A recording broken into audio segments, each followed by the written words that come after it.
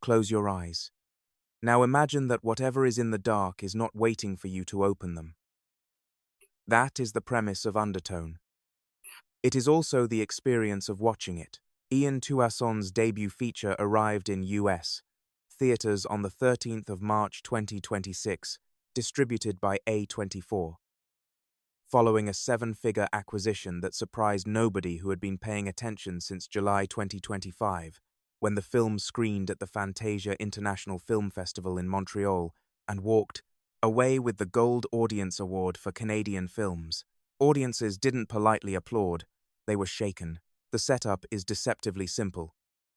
Evangeline Evie Babich, played with quiet ferocity by Nina Kiri, runs a paranormal podcast called The Undertone, alongside her partner Justin, played by Adam DeMarco. Their dynamic is classic. Justin believes, Evie doubts. The show has coasted on that tension for years. Then, an email arrives containing 10 audio recordings made by a married couple named Mike and Jessa. In the tapes, Jessa speaks and sings distorted nursery rhymes in her sleep. Played backward, the recordings seem to contain messages that have no right to be there. Evie begins to analyze them. She should have stopped. She cannot stop. And neither, it turns out, can you. What makes Tuason's film so disorienting is what it refuses to show. Nearly every character outside of Evie exists only as a voice, a phone call, a recording, a podcast feed bleeding through laptop speakers.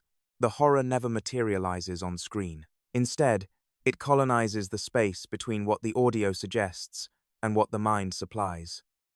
George Lucas once said sound is 51% of a movie. Tuason treats that statistic as a dare. The film was shot entirely in Tuason's parents' house in Rexdale, Toronto, during February 2025, a detail that is either endearing or deeply alarming, depending on how you process it. Cinematographer Graham Beasley uses the geometry of the two-story home like a weapon. Cameras tilted just a few degrees off level to make the familiar feel wrong, Evie pushed to the edges of the frame, while the center holds nothing but a darkened hallway. Nothing is in that hallway. You will keep staring at it anyway. Running underneath the supernatural dread is something more intimate and harder to shake. Evie's mother lies comatose upstairs, surrounded by crosses and ceramic saints and painted virgins. Evie herself is quietly navigating an unplanned pregnancy. The recordings she is trying to decode are full of children's voices, and it begins to seem the sounds of children being harmed. Tuason does not connect these threads for you. He simply lays them next to each other and lets the proximity do its work. Kiri holds the entire film in place. This is not a performance built on screams or reaction shots. It is something slower and more corrosive, a woman who prides herself on skepticism watching that identity dissolve piece by piece, unable to name the moment it happened. By the final act, when the film stops explaining itself entirely and simply falls, she makes you feel the fall in your chest. The industry has already delivered its verdict, and it did not take long. Within weeks of the A24 deal closing, Blumhouse Productions hired Tuason to direct the reboot of the Paranormal Activity franchise, a decision that reads less like a business transaction than a correction. The original Paranormal Activity, released in 2007, was a film that understood something most studios have since forgotten: that what a camera does not show is more powerful than anything it can. Over the course of 7 sequels, that understanding was traded away, piece by piece, for bigger budgets, louder reveals, and diminishing returns. The franchise did not die from a single bad decision. It died from a decade of small ones. Tuason now inherits that wreckage, and if Undertone is any indication, he is precisely the kind of filmmaker who knows how to build something worth keeping from what got left behind. He understands the terror of the ordinary. He understands the horror of the recorded voice, the dread of a sound you cannot explain and cannot stop replaying at 2 in the morning when the house is quiet and you are very much alone. Some critics have called Undertone slow. They are not wrong, but they are asking the wrong question. Speed is not the currency this film trades in. Dread is. And dread, real dread, the kind that settles into the body and does not leave when the credits roll, is not built through acceleration. It is built through accumulation the same way water builds behind a dam, invisibly, incrementally. with a patience that feels almost indifferent to your discomfort. You sit through the quieter stretches of Undertone and you think, nothing is happening. You are wrong. Everything is happening. The film is assembling its architecture one load-bearing beam at a time, and you will not understand the structure until the final act tears it open. When it does, when the film spirals without apology and ends without the resolution you were promised, you will realize that every quiet scene was preparation. Every ordinary moment was a weight placed carefully on a scale. You just didn't know what the scale was measuring until it broke.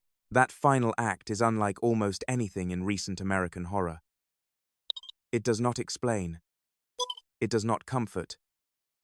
It does not cut to a therapist's office or a sunlit kitchen where the survivor finally breathes again.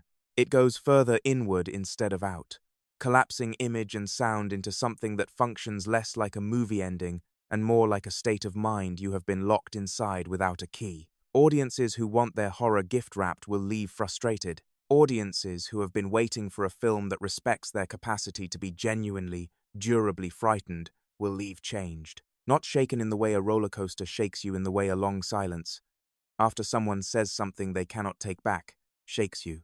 Horror in 2026 has no shortage of ambition.